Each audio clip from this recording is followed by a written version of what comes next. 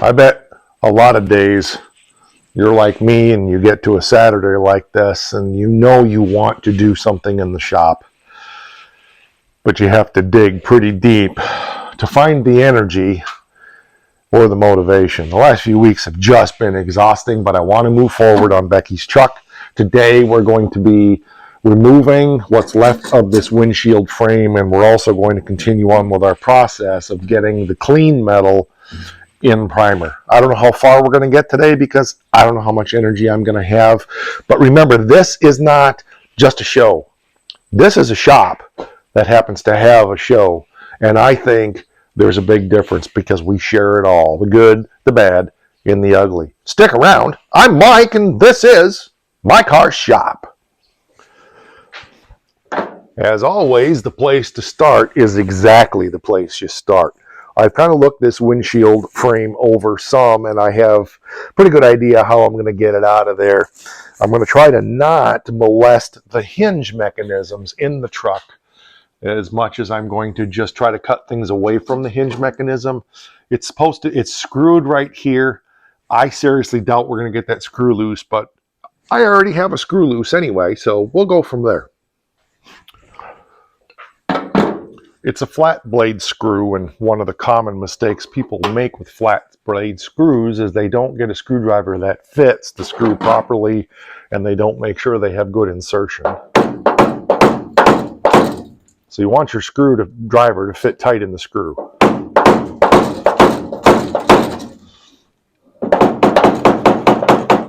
Okay, that's in there pretty tight. Let's see if this will break loose. Nope. Okay. Yep, the screw is so rusty, it just isn't going to work. I wonder if we should try to drill that out. Maybe that'll be our next step here, because if we can not mess up the windshield frame, I think that would be good. And I really want to get that out of there without messing up the hinge, because this, I believe, has a crank on it. Yeah, right there in the middle of the dash, there's a mechanism to move this window in and out. And I want to be able to do that again for Becky so she can open the windshield up. I would normally start with a small drill and go big, but because this is a flat blade screw, a small drill is just going to break. So I'm going to try to get myself something going with a bigger one and then go to a smaller one. Yeah.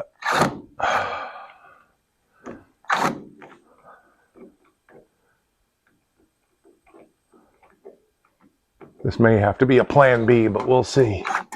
Nope. Okay, we're going to plan B it.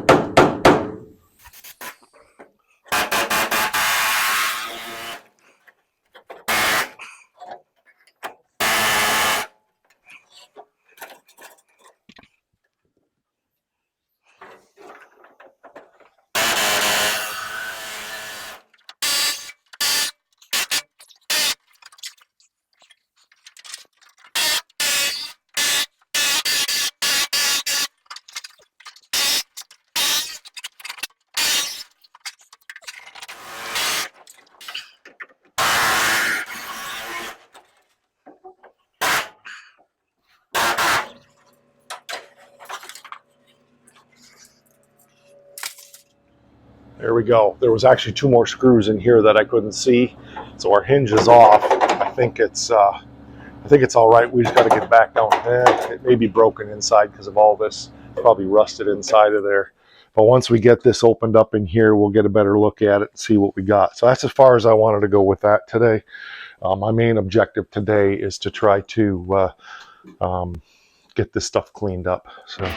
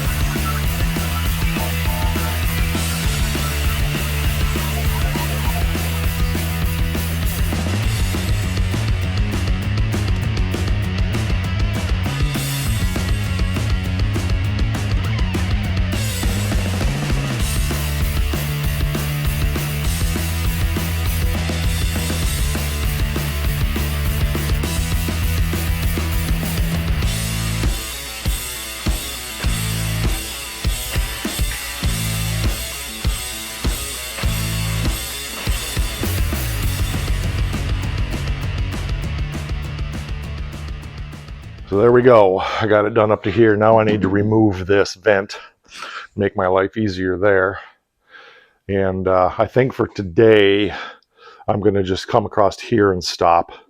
We'll do the windshield frame as another project and get up there, because I need to do the fabricating to put all this back together again, but I've got a lot of stuff to do up there. And I just want to get as much of this rust and stuff off of here as I can on at least this stripe along in here to get it in primer like the firewall. So yeah, just making decisions as we go, but it's cleaning up good. I'm actually using a flap disc. I've never used one of those before. Well, I have, and I never liked them, but Chris got me some different ones, and these are working really well. I'm pretty pleased with that. So they're lasting longer than 26 grit discs, and they don't put as much heat into the metal either. If I have any prayer of getting this cowl vent out without ruining it, I'm going to have to do some controlled damage. I'm going to cut the lever, the rod, that's the push rod for this, off so that I can get this up and then hopefully get it out. It's controlled damage rather than, if I was to try, it's so rusted solid, if I was to try to take it out the way it was installed, I would end up causing more damage. So I would rather control damage and go back and have to do some controlled repair than just make a mess of everything. So I think this is the way we're going to go. You're not going to be able to see this, but I'm going in to cut the rod off that goes up here, and then hopefully I'll be able to hinge this up and access what mounts it. All right, let's get a feel for it now, if it'll hinge up.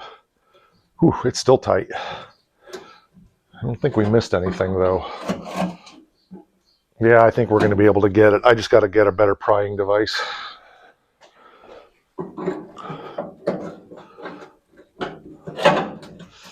Whew, she's still pretty stuck back there, isn't she?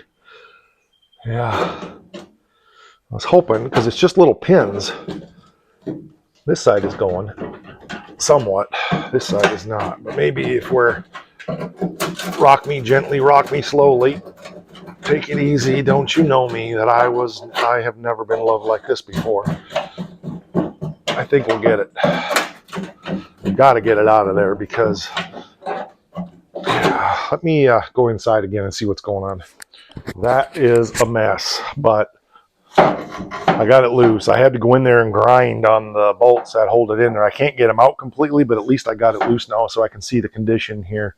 I may try to get a long Phillips and go in there and see if we can get these 4 screws out, which I seriously doubt, and at least I can get the cover off. And then when that's out of the way, then I'll be able to actually access the hinges from up in here. So a little bit different than the way a Ford's designed, but not a lot. I'm more familiar with the Ford design, but I don't know if I'm going to be able to get at these or not. So let's figure out what we can do here. That was a job of work, but we got it. What I ended up doing was coming in here and grinding those screws off.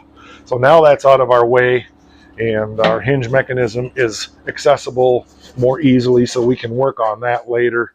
We got to get all that out of there, but I think I'd rather try to access that once the dash is out of the truck, because it's pretty difficult under there, especially with it on the body cart. I can't really get in there and lay down, so, and I don't want to. So it's a matter of getting accomplished what you want to accomplish for this point, and then moving forward to the next point. So we'll move this out of our way. Okay, we're almost done with it. I got spot I missed right there. I got to clean up a little bit in here. I got to get that with a wire wheel. And the other thing I need to do is I need to get this off so I can get this cleaned up. But we're not far from wiping this down and being able to shoot some rust treating primer on it. So yeah, that's progress. You know what I'm saying? I am going to leave this alone for now, and we'll just we'll do it up to that line for now. But again, it's about doing something that is cleaning up metal that's good in the time frame that I have, which I'm running out of time, and just a visual encouragement that we are making progress on the project. That's important. I can't emphasize that enough, how important it is that there is visual progress. So when you see the project, you go, yes, I'm making progress on that. Okay, she's wiped down with Prep Sol and fairly ready for me to hit the heck out of it with primer. There's things that need to be done, like we need to detail that out yet. I'm not doing that today because I don't have the wire brush that I want to do that. I got a couple dents over there that we will catch when we're actually doing body work. I need the dash out so I can get underneath and tap those out. We could possibly do them with the torch, but my first option is always to try doing the metal work from behind. So yeah, blow this off real quick, and I think we're going to be good to go. So let me go get my blowgun, blow all the prep sol dry, and then we'll get this shot.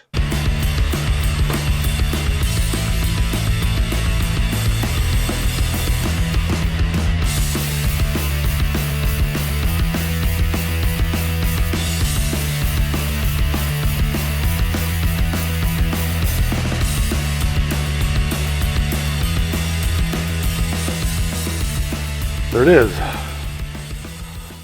Just let her dry. We'll come back and look at it in a bit while I'll go get a bite to eat.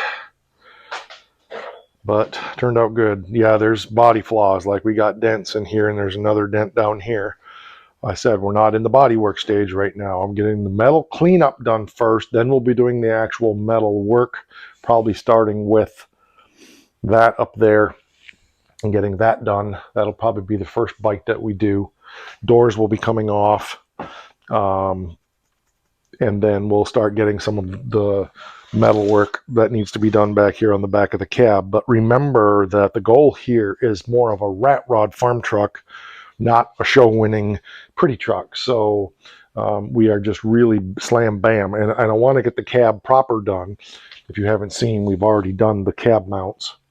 I want to get the cab proper done because when I find that S10 chassis that I want, I can be mounting the cab on the chassis once it's ready and not messing around with all this other sheet metal work that I can be doing once the cab is on. So I'm really focusing on just the cab, the structure, getting it solid, all of that stuff. And then, like I said, we can move forward on the other. So yeah, it's another good bite out of Becky's 39 TC Dodge truck. Okay, got it out here in the sun to bake. Looks good. Goal's not perfection, the goal is completion. Yep, so I'm gonna go get a bite to eat and then we'll come back and look at it. All right, we ate lunch and it came out and looks good. It's dried, matches this now, and got a little dirt on there.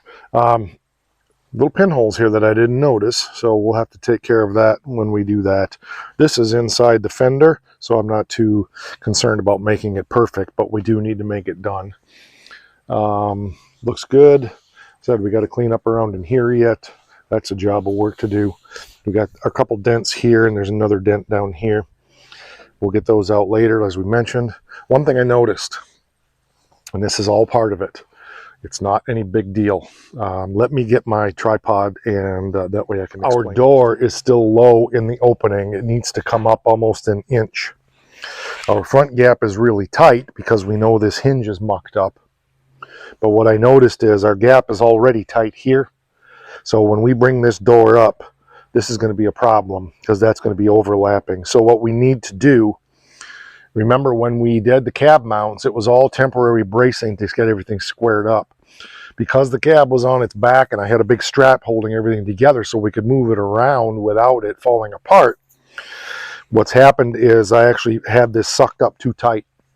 So we'll need to cut our bracing off, spread this door, or spread the cab, the bottom of the cab out more, and get it so that it's so that this gap here is uniform. But the first thing then we're going to need to do is to get this door hinges sorted and so forth, so that it's good and solid, because the way it is right now, it's not. So it's going to be a multiplicative thing that we're going to have to get the door done, at least structurally decent, get the hinges sorted, and then get the door in the opening so it's square to the front up here, and then adjust how far the cab mounts are, adjust them apart, so that we get a reasonable facsimile of a straight body line or a straight door gap once this is up in position here about 3/4 of an inch higher. So I thought it was an inch, but I think it's about 3/4. So anyway, that's no big deal at all. I figured stuff like that was going to happen. You can't wait to make everything perfect to move forward on something this rusty. You have to grab a handful of air and then constantly be adjusting things as you go. That's just the nature of the beast if you're going to make forward motion.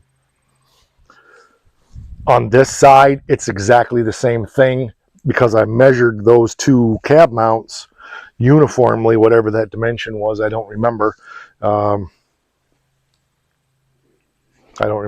Doesn't matter. But also you can see here, if you can see down there, this is off as well. So when this gets pulled back where it belongs, that's going to straighten out and close that gap up. So we have confirmation for sure that the bottom of the cab is pulled way too tight right now. No big deal. That's just the nature of it. But I try to share transparently with you stuff like this. Don't hold back from doing something like this, but don't expect that when you're starting with a handful of air. I had nothing to work with. It was all gone. You got to start somewhere, and then you'll just tweak and adjust as you move forward. No biggie. That's normal. And so again, on this side, we'll have to get the door reasonably done to get that cab in squared up where it needs to be, because it's really hard to measure. I could maybe measure from somewhere up in here, but the front of this door is curved. So I can't say, oh, this dimension here is going to be the same dimension down there. It's going to have to all be done by eye because I don't have a set of prints. I don't have any body drawings for this. I don't have any reference drawings to know where things should be dimensioned. The nice thing about muscle cars is all of the chassis drawings and collision chart stuff is all available for those cars. So you can get those dimensions. Stuff like this, you just grab it. That's all you do, is you just get after it. All right, I am done with this for the day. It's going to sit out here and cook for a while. I appreciate you being here. Our merchandise is down there in the comments, linked to the Schultz Sign Company over on Etsy. 2 search boxes on Etsy, one for Etsy itself, but when you click the link, it'll take you to the Schultz Sign Company page. If MKS merchandise doesn't show up in the Schultz Sign Company search, not Etsy search, type in MKS and all of our merchandise will come up. We have channel memberships, all kinds of behind the scenes stuff, even more transparent sharing than what I do here on the channel. Lots of stuff over there. Like, share, subscribe, share the videos with other people. I'd appreciate it. We really do try to make this. I don't want to try to make it. This is a shop. This is what I do, whether the camera's on or not. I've done this for years and years. Just decided that we wanted to share openly and transparently a day in the shop every time I'm working, so you get a real world view of what things are like. So what our saying here is, this is a shop, not just a show. It's not a show first that's in a shop. This is a shop that happens to have a show. All right, we'll catch you on the next one. I appreciate you being here, and don't forget, because it is the most important thing here at my car's shop. Yeah.